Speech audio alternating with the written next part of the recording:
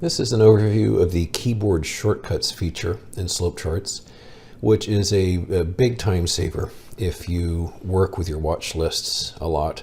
Because as you can see on the left side here, there are a variety of watch lists, each of which have their distinct purposes. Like in my case, I keep prospective bearish positions in the bear pin, bullish positions in the bull pin, live put positions down here, and so forth. So there's a lot of moving around, which done with the standard method is rather time consuming.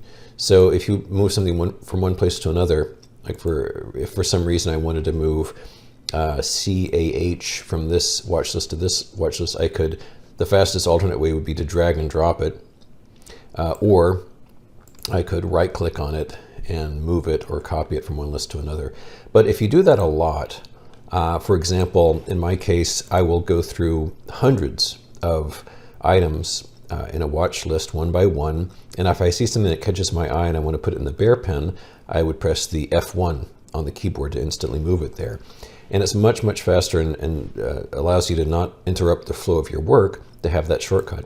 To set them up, you just go down to the Preferences icon here, this little gear, and you go to the Shortcuts tab.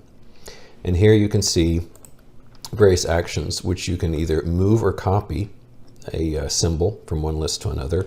Move, of course, takes it out of one list and puts it into another, whereas copy simply makes a copy of it to that list. And then it lists your own watch list that you've created and defined. So in my case, for example, the most common function I use, F1, moves a selected symbol from the core list to the bear pin. And the backwards version of that, F2, I move it from the bear pin to the core. And you can define the key, which is a series of either function keys or control plus keys over here, and set up your own customized means by which you can have some big time savers programmed, ready to use for your own specific bespoke experience with slope charts. So highly recommend this feature. It's a tremendous time saver if you do a lot of symbol moving about, as I do.